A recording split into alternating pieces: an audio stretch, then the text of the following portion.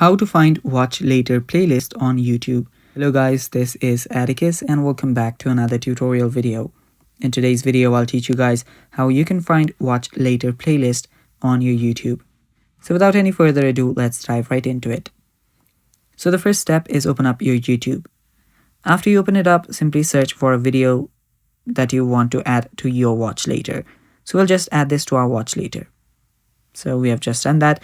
And now if you want to find it again, what you'll need to do is head over to your profile that is on the bottom right corner. Tap on that profile.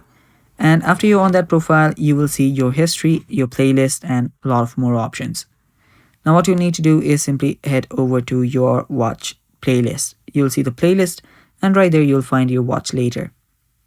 Tap on that. And after you tap on that, you will see all of your watch laters here. And yeah, that is basically how you do it. Now from here, you can edit your list by simply tapping on it and tap on the three dots on that side and tap on remove from watch playlist, watch later playlist.